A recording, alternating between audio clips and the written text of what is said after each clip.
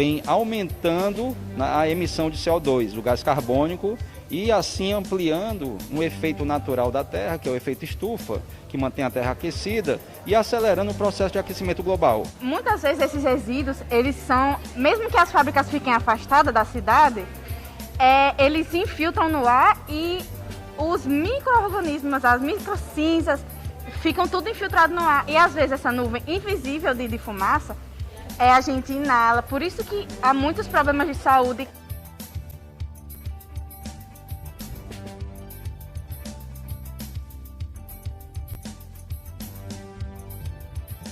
Você, digamos, retirar essas matrizes energéticas que poluem e especialmente que emitem CO2. A gente precisa primeiro reconhecer que existem pessoas que vão ser impactadas, que moram perto do empreendimento de descarbonização e que precisam sair da invisibilidade. Hoje em dia existem muitas alternativas para a queima, o que pode ajudar a evitar a poluição no ar. Mas para isso é preciso pensar em novas tecnologias para os meios de produção. A descarbonização é a diminuição, da queima de combustível fóssil e a emissão de CO2 para a atmosfera. E esse é o debate que a gente faz neste Recursos Naturais.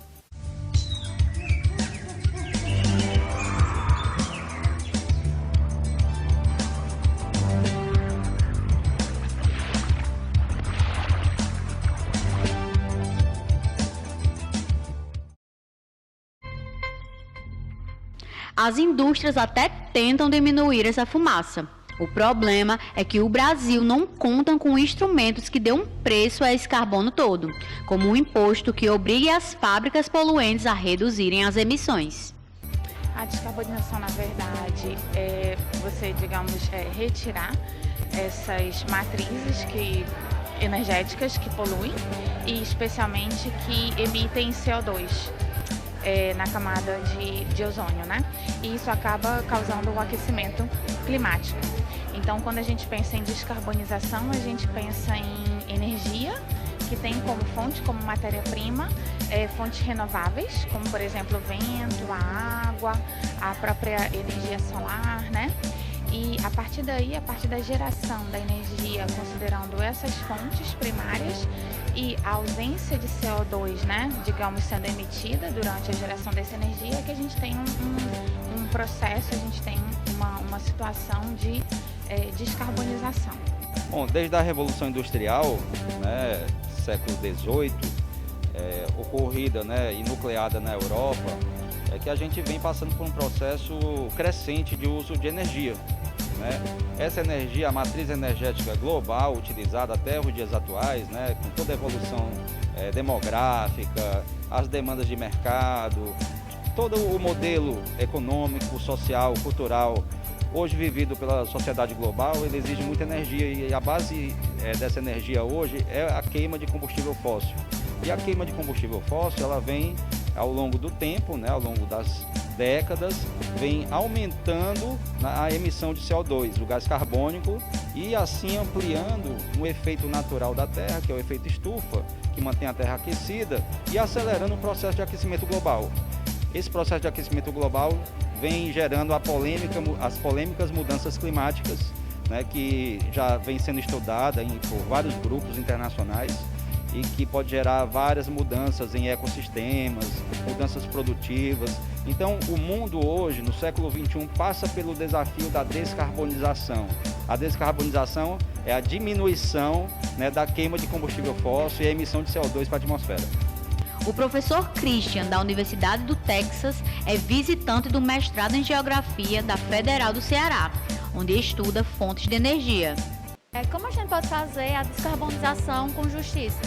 A gente precisa pensar com bastante cuidado se os novos empreendimentos, as novas tecnologias atendem ou não às várias questões sociais, políticas que existem no país, porque nunca é simples botar na prática uma tecnologia nova, uns empreendimentos novos, sem aumentar as desigualdades. E isso especialmente é importante num país como o Brasil, onde já existe por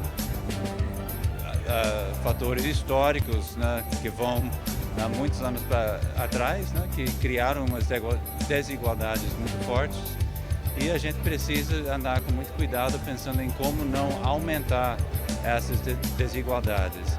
Existe na bibliografia internacional, em muitos países, todo um marco conceitual teórico, né, que vai fazer várias perguntas, né, para a gente refletir, indagar, pensar sobre principalmente as duas questões. Uma é como é que as pessoas que moram perto do empreendimento vão participar nas decisões, né, que chama justiça processual. E logo vem outra questão, que é como as pessoas que moram perto do empreendimento vão beneficiar econômica e financeiramente, ou que vão ter os danos assim compensados de uma forma transparente e justa e de uma forma bem pensada.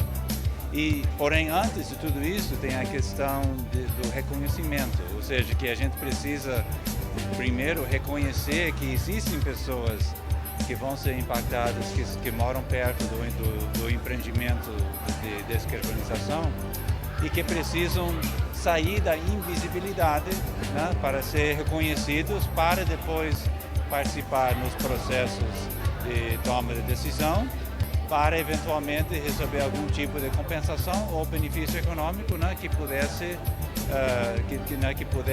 ser tomado em conta no sentido de que vai ter algum impacto possivelmente negativo ambiental ou social. Ele e a professora Adriane Goraieb, da Universidade Federal do Ceará, debateram a descarbonização no mestrado em Geografia da UERN. E a quem cabe começar essa descarbonização, tipo ao governo, a quem poderia começar essa iniciativa? Perfeito. Na realidade, nós sempre pensamos nessa perspectiva das boas práticas, porque, claro, todos querem, né, uma descarbonização da matriz energética, ninguém quer que a gente continue gerando, digamos, emissão de CO2, né, para a atmosfera, né, e aumentando o aquecimento global. Ninguém deseja isso. Então, a gente deseja que a matriz ela seja, de fato, cada vez mais limpa e mais renovável, porém justa. E para que ela de fato seja justa, é necessário que tenham, digamos, ações, né, de várias frentes. Então, ações governamentais, pensando em políticas, né, pensando em monitoramentos, em fiscalizações em termos ambientais e sociais, ações voltadas às empresas privadas, que também devem ter um direcionamento, né, de implantação das suas indústrias nos territórios de um modo socialmente adequado, né, então ambientalmente adequado. As próprias comunidades também precisam ter digamos, uma organização, né, um associativismo de forma bastante sistemática, né, e consistente, para que consiga entender quais são os possíveis impactos desses novos empreendimentos no seu território e consiga também, digamos, lutar, né, por seus direitos, né, e fazer suas reivindicações. E, além disso, a própria academia, né? Então, a ciência também precisa desenvolver técnicas, né? Precisa aprimorar suas pesquisas e aplicar seus instrumentos nos territórios e também nessas outras análises, né, de políticas, nas outras análises relacionadas às questões mais administrativas, de empresas, etc., pensando sempre nessa concepção mais sustentável desses empreendimentos. E quais são as alternativas, né, para essa descarbonização? Bom, em termos de geração de energia, por exemplo, energia elétrica, o que a gente percebe hoje, nos últimos 10 anos, e não precisa andar muito, né, aqui no Rio Grande do Norte, no Ceará, na Bahia, são os estados líderes na produção de energias renováveis, como, por exemplo, a energia eólica, que foi o primeiro modelo de energia que chegou e vem, ao longo dos últimos 10, 15 anos, vem se ampliando, né, com muita velocidade, ocupando espaços, territórios, e que é um modelo de energia de baixo carbono, baixa emissão de carbono, realmente. Só que o que a gente discute bastante hoje é de que maneira que essas empresas vêm ocupando os territórios, né? Se essa descarbonização é uma descarbonização que está ocorrendo com justiça social e ambiental. Essa é a grande questão que a gente discute hoje e que tenta melhorar a partir dos estudos e pesquisas que nosso grupo, que é o Observatório da Energia Eólica, vem elaborando ao longo do tempo. Bom, as alternativas seria não fazer nada. Porém, é difícil nesse mundo globalizado não fazer nada. Né? Tanto pela questão de mudança climática, tanto pela questão que tem um fluxo de capital, de investimentos, de tecnologias, e também que o próprio país possui de recursos solares e eólicos. Então, teoricamente, seria possível não participar, falar, não, o Brasil já tem uma malha de energia renovável, por que vamos participar nessa questão global? Mas eu acho que essa não é uma opção, né? O mundo não funciona assim, tem que participar de qualquer maneira, e a ideia é participar de uma forma que não aumentasse as desigualdades que já existem. Estudantes de gestão ambiental da UERN, que participam sempre dessas discussões, estão bem preocupados com os resíduos que a indústria deixa. Bom, a gente vive num mundo totalmente globalizado, né, atualmente, onde as empresas com vários avanços tecnológicos, num piscar de olhos você já tem um produto em mão e ninguém imagina que esse produto ele passa por uma série de fatores e tudo é muito automatizado, né, com máquinas, e essas máquinas elas precisam dos combustíveis, né, e muitas vezes esses combustíveis não são agradáveis para a atmosfera. Esses combustíveis muitas vezes precisam de queimas, como a fábrica de tijolos, a fábrica de telhas, que eles usam que tem que queimar, né, o tijolo para ele dar certo, para funcionar. Então, muitas vezes esses resíduos, eles são, mesmo que as fábricas fiquem afastadas da cidade, eles se infiltram no ar e os micro-organismos, as microcinzas, ficam tudo infiltrado no ar. E às vezes essa nuvem invisível de fumaça, a gente inala. Por isso que há muitos problemas de saúde, como pode afetar as pessoas com asma, que muitas vezes são agravados por causa dessa nuvem. E também agora na época de São João tem muitas fogueiras sendo acesas por causa da cultura, né? Só que isso não é saudável, até porque também as pessoas com problemas respiratórios, animais. Então a alternativa é a gente procurar outros caminhos para fabricar esses produtos, como por exemplo materiais biodegradáveis. A fibra do coco também é muito utilizada. Tem materiais também de telha, de tijolos, de fibra, de pedra, concreto, são muito mais saudáveis, digamos assim, para a atmosfera. Antes que sejam tomadas medidas severas, atitudes simples podem reduzir a poluição. Eu acho assim que em Mossoró existe muita poluição, né? Eu uso transporte coletivo e eu sei que ele polui bastante. Mas, por exemplo, um professor ou alguém que vem de transporte de uso pessoal, ele polui muito mais, né? Porque, por exemplo, uma pessoa que vem sozinha, né?